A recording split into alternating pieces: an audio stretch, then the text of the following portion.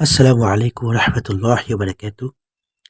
হযরত শাহ পরান রহমতুল্লাহর জীবনী আজকে আপনাদের সামনে উপস্থাপনা করব এবং সেই সঙ্গে আপনারা যারা আমার চ্যানেলকে সাবস্ক্রাইব করেন অবশ্যই চ্যানেলকে সাবস্ক্রাইব করবেন।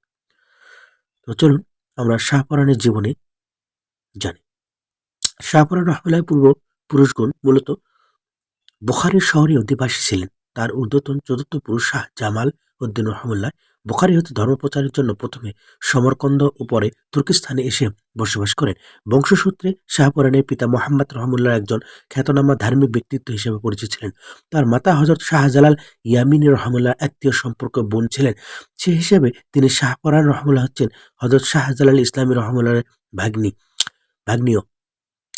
শাহপরানের বয়স যখন 11 বছর তখন তিনি তার পিতাকে হারান। পরবর্তীকালে তার আত্মীয় প্রখ্যাত দরবেশ সৈয়দ আহমেদ কবির রহমুল্লাহর কাছে তিনি ধর্মশিক্ষায় দীক্ষিত হন। সেখান থেকে আধ্যাত্মিক শিক্ষা লাভে নেশাপুরের বিখ্যাত দরবেশ পাগলা আমিন রহমুল্লাহ এর শরণাপন্ন হয়ে আধ্যাত্মিক শিক্ষায় দীক্ষিত হন। হযরত শাহজালাল ইয়ামিন রহমুল্লাহ যখন বাংলাদেশের উদ্দেশ্যে যাত্রার উদ্দেশ্যে নেন, এ সময় তিনি শাহপরান ও খবর পেয়ে মামার সাহচর্য লাভের আশায় হিন্দুস্তানে এসে মামার সঙ্গে হন। সিলেট বিজয়ের পর হযরত শাহজালাল ইয়ামিন রহমতুল্লাহর আদেশে তিনি ইসলাম প্রসারের কাজে নিজেকে নিয়োজিত করেন। হযরত শাহপরান রহমতুল্লাহ মাজার সিলেট শহরে একটি পুণ্যতীর্থ ও আধ্যাত্মিক স্থাপন, যা হচ্ছে 1303 খ্রিস্টাব্দে মধ্যপ্রাচ্য হতে বাংলাদেশে আসা ইসলাম ধর্ম প্রচারক শাহজালালের অন্যতম সঙ্গী অনুসারী শাহপরানের সমাধি। এটি সিলেটের শহরের পূর্ব দিকে খাদিমনগর এলাকা অবস্থিত। শাহজালালের দরগা থেকে প্রায় 8 কিলোমিটার দূরত্ব ও শাহপরানের মাজার অবস্থিত।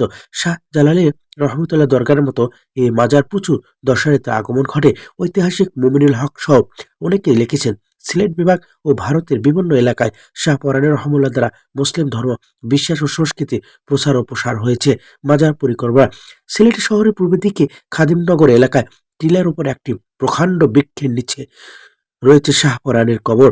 মাজার টিলার উঠানামার জন্য উক্ত মাজার প্রাঙ্গণে উত্তর ও দক্ষিণ হয়ে সিঁড়ি আছে, যা প্রায় 8 থেকে 10 ফুট উঁচু দেখায়। এই সিঁড়িটি মুঘল আমলে নির্মিত বলে মুখে শোনা যায়। মাজারের পশ্চিম দিকে মুঘলে বাংলাদেশে স্থাপত্যিকীতে নির্মিত 3টি গম্বুজ বিশিষ্ট একটি মসজিদ রয়েছে। এই মসজিদে প্রায় 500 মুসল্লি একসাথে নামাজ আদায় করে থাকে। মাজার টিলা থেকে প্রায় 15 থেকে 20 মিনিট দক্ষিণ পশ্চিম মহিলা পর্যটকদের জন্য এক সালা বিশিষ্ট দালান ঘর রয়েছে। উক্ত দালানের অল্প পরিবেশে দক্ষিণ পূর্ব আরেকটি ঘর দেখতে পাওয়া যায়। এই ঘরখানা মূলত বিদেশগত পর্যটকদের বিশ্রামাগার হিসেবে ব্যবহার হয়। এই ঘরের পরে একটি পুকুর রয়েছে, যা উজু গোসলের জন্য ব্যবহার হয়ে থাকে। শাহপরানের রহমতুল্লাহ পূর্বপুরুষগণ মূলত বুখারী শহরে আদিবাসী ছিলেন। তার ঊর্ধ্বতন চতুর্থ পুরুষ শাহ জামাল উদ্দিন বুখারী হতে ধর্ম প্রচারের জন্য প্রথম সমরকন্দ ও তুর্কিস্তানে এসে বসবাস করেন। বংশসূত্রে শাহপরানের পিতা মোহাম্মদ একজন খ্যাতনামা ধার্মিক ব্যক্তিত্ব হিসেবে পরিচিত ছিলেন। তার মাতা শাহ জালালে আত্মীয় সম্পর্ক সে হিসেবে শাহপরান হচ্ছে শাহজালালের ভাগ্নে। শাহপরানের যখন বয়স এত তখন অলৌকিক ঘটনা।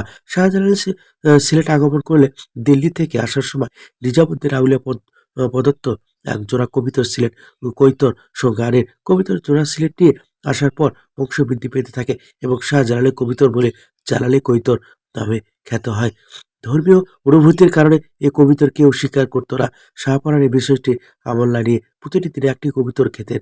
কবিতর সংখ্যা কম দেখে শাহজালাল অনুসন্ধানের মূল ঘটনার জেনে রুষ্ট হন।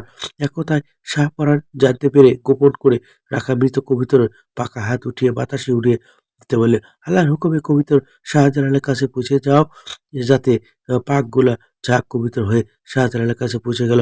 শাহজালাল ভাগ্নিকে ডেকে বললে, তোমার অলৌকিক শক্তি দেখে আমি সন্তুষ্ট হয়েছি, কিন্তু এইভাবে কেরামত প্রকাশ করা ঠিক নয়। সব মানুষ বুঝ শক্তি এরকম এক হয় না। এভাবে কেরাত প্রকাশের কারণে মানুষ ভুল ব্যাখ্যায় পতিত হতে পারে। এরপর শাহপরানকে খাদিমনগর এলাকায় ইসলাম প্রচারের নির্দেশ দিয়ে